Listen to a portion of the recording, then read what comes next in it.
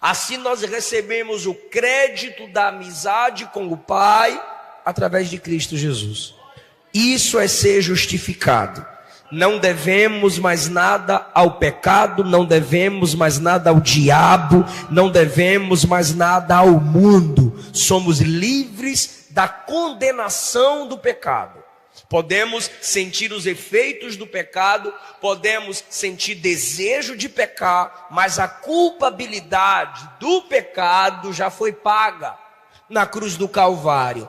E você sente isso quando você tem Cristo como seu único Senhor e Salvador. É isso que o versículo 1 está dizendo. Justificados pela fé, declarados justos e não condenados no tribunal celestial, temos paz com Deus. O juiz que iria nos condenar sai do tribunal de mãos dadas com a gente. Justificados, pois, pela fé, temos paz com o juiz. Temos paz com Deus. Então, não é uma inimizade que foi tirada, é uma amizade estabelecida, porque Deus é o pior inimigo, mas é o melhor amigo. Para quem vive na prática do pecado, para quem vive tendo prazer em desagradá-lo, Deus é o seu pior inimigo. Não são as pessoas que te desonram, não é o diabo que tenta te matar, roubar e destruir, não é o capeta, não é seres humanos, não é anjo. Não, seu pior inimigo é Jeová. Porque contra ele ninguém pode. Demônios expulsamos em nome de Jesus.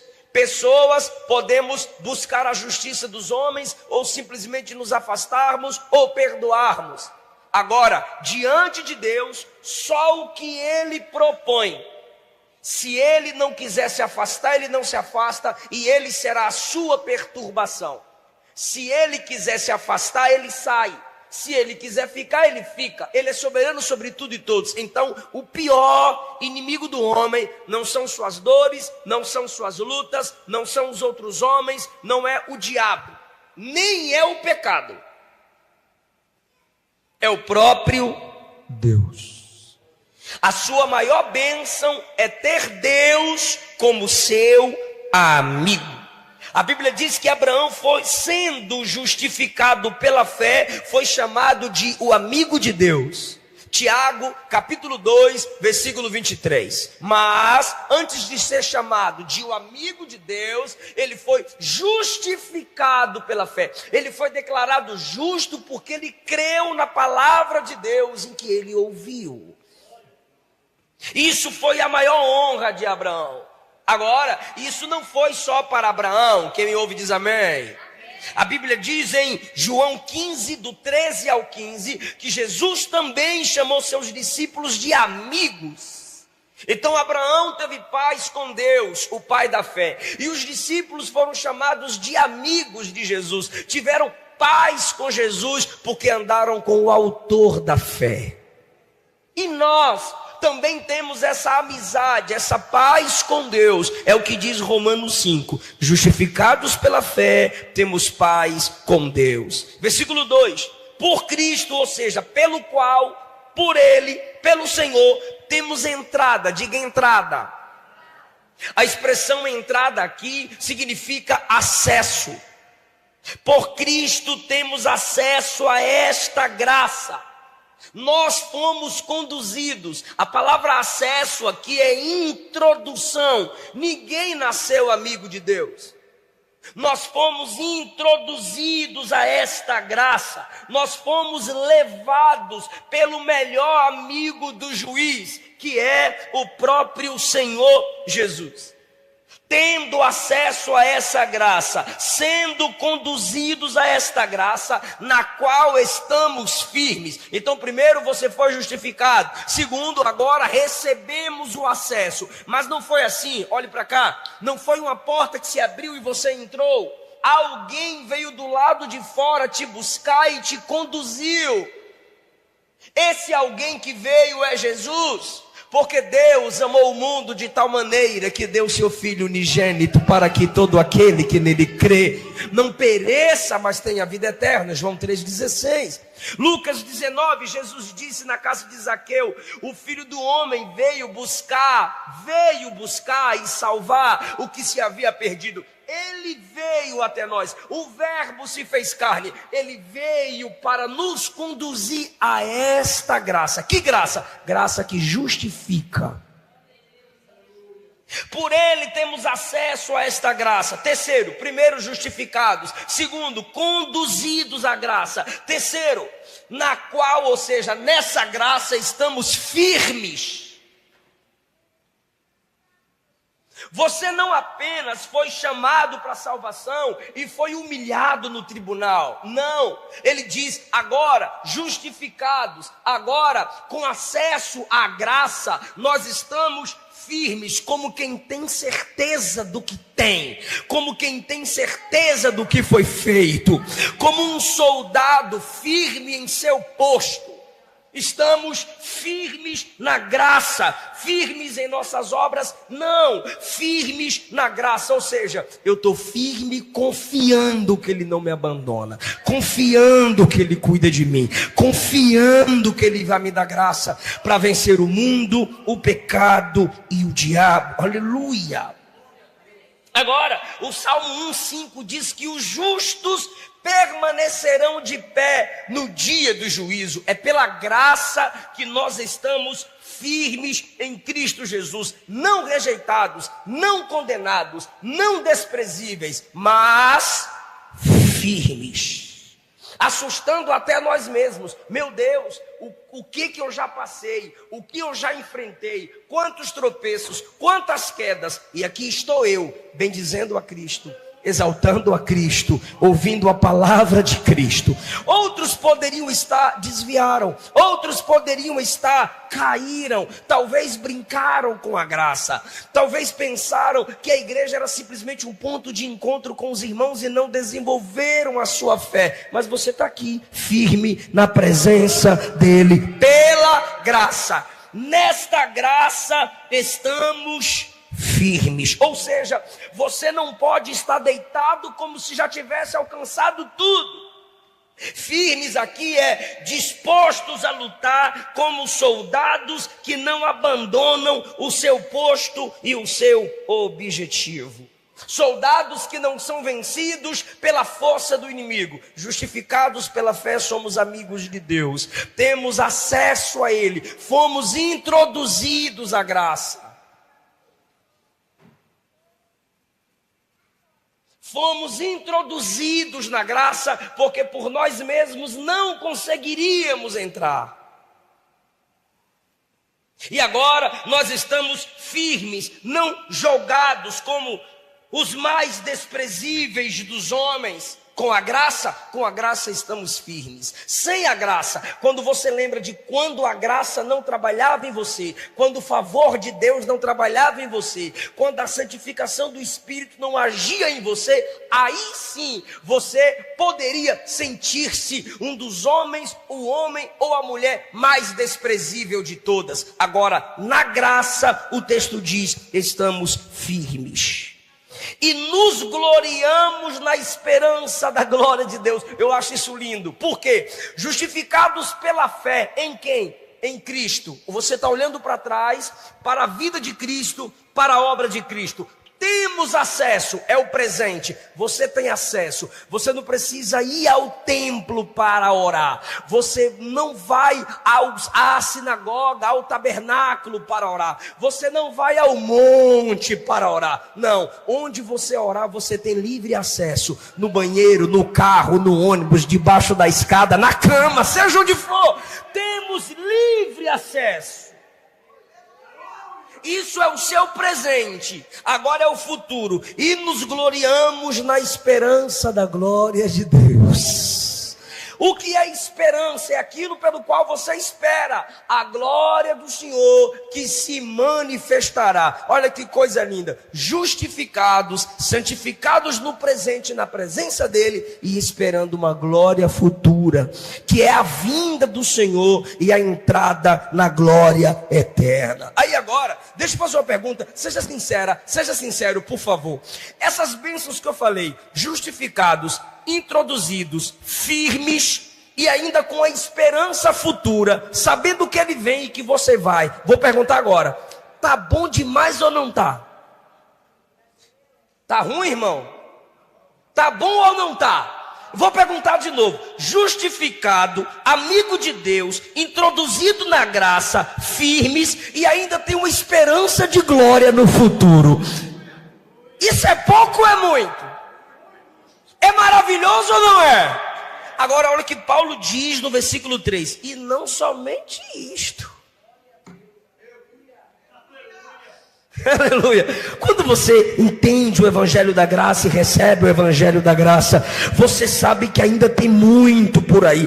E não somente isso. Imagine você ouvindo Paulo pregar, ou você lendo isso pela primeira vez, e ele diz, justificados, amigos de Deus, firmes na graça, introduzidos na graça, e ainda uma gloriosa esperança por vir. Eita glória, aleluia. Aí Paulo diz, calma, tem mais. O que tem ainda, Paulo? Ele diz assim, e ainda nos gloriamos nas tribulações. Peraí, eu pensei que tu ia dizer que eu vou virar anjo. Eu pensei que tu irias dizer que nunca mais eu enfrentaria luta, que nunca mais eu enfrentaria a prova. E ele fala, a questão é que sem Jesus, você se atribula nas tribulações. Sem a graça, sem ser justificado, sem amizade com Deus, sem ser fortalecido e sem esperança futura, você desvia na tribulação. Você se torna inimigo das pessoas na tribulação. Você tenta destruir sua vida e a vida das outras pessoas na tribulação, se você não tiver consciência plena do que o céu fez por você na eternidade, do que o céu fez por você quando você recebeu Jesus. Mas quando você tem consciência da sua salvação em Cristo, quando você tem paz com Deus, quando você sabe que ainda que falte homens na terra e o seu melhor amigo é Ele, você enxerga as tribulações com uma outra perspectiva, você se gloria nas tribulações.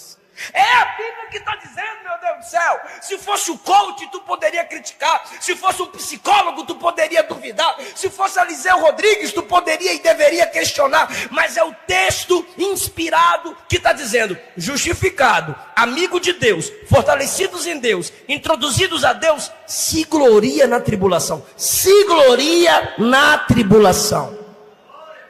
Então, o que é esse se gloriar? É se alegrar na tribulação, não pela tribulação em si. Fale comigo, toda tribulação. Ficou feio, 1, 2, 3, toda tribulação que o crente passa, vem santificada. O ímpio sofre por sofrer.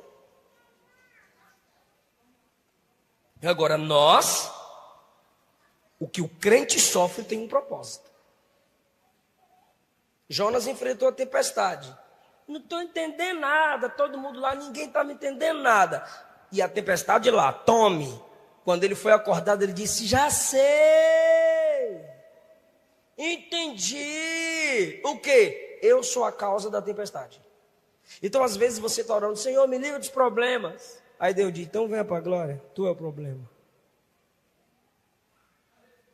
Se a gente causa nossos próprios problemas, ou a gente pede sabedoria para lidarmos com os problemas, ou a gente vai continuar neles. Quem era o problema no barco? Jonas. Ele disse assim, me lancem no mar que a tempestade acalma.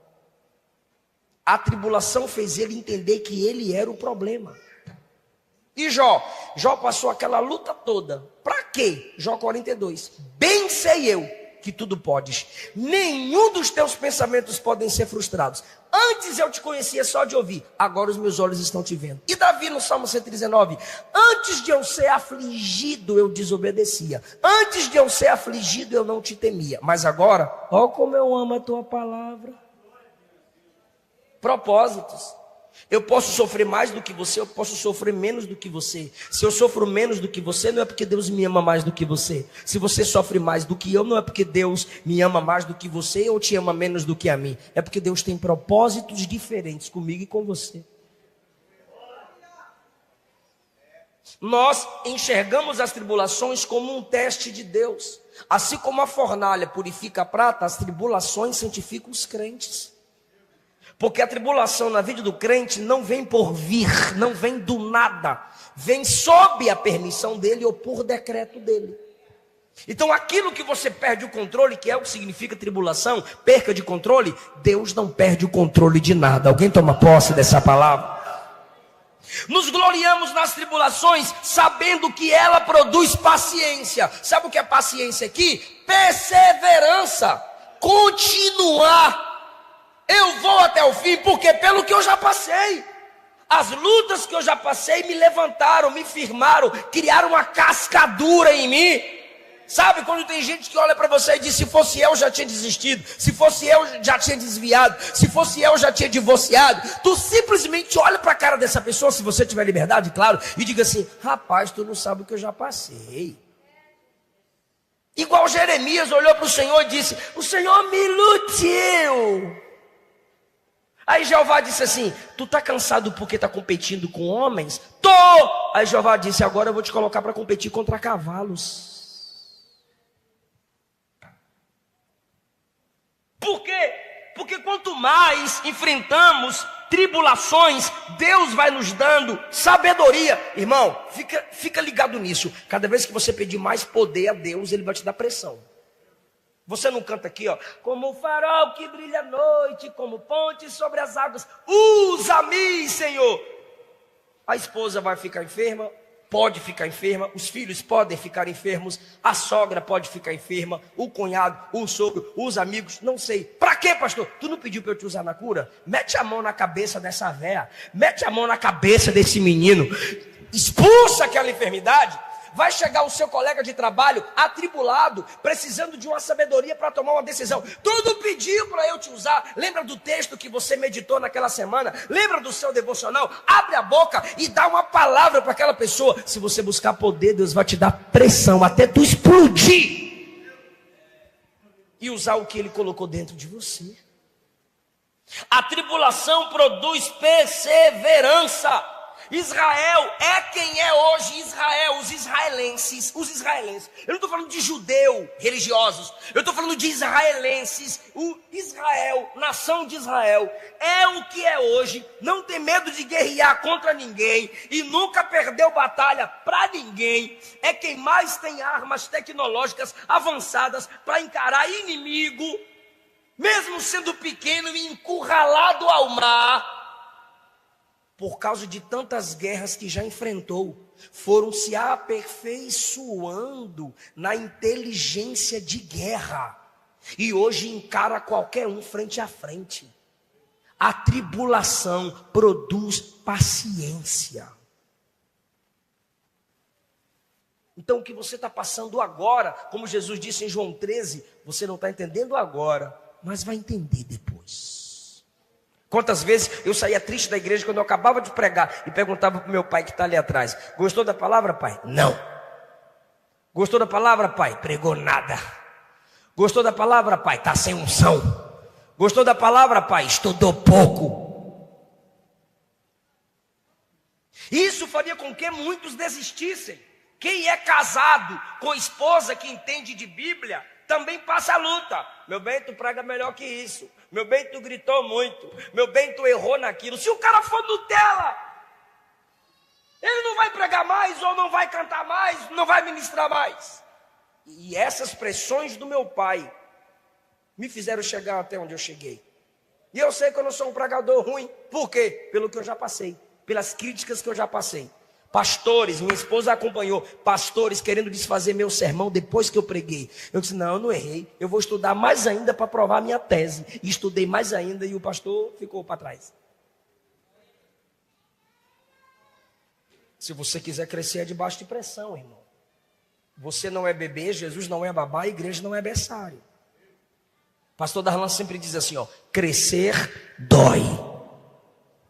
A tribulação produz a perseverança. Israel é quem é hoje, que ninguém destruiu, como eu já disse, pelas lutas que já passou. Casamento. Quem é casado sabe quantas lutas você enfrenta. E aí a esposa vai entendendo o marido, e o marido vai lutando, jejuando, orando de madrugada, subindo vigília para ver se tenta conseguir tentar entender a mulher. As irmãs não gostaram dessa. Mas a tribulação produz perseverança. A perseverança produz experiência. Eu vou repetir isso. A perseverança, que é a paciência, produz experiência. Escute o que eu vou lhe dizer. Se você não perseverar, você não vai ter experiências. Se você desistir, você não vai ter a experiência que você tanto deseja. Se você desviar, abrir mão do cargo, abrir mão do chamado, desistir de tudo, você não sabe o tanto de experiência que Deus tem preparado para você.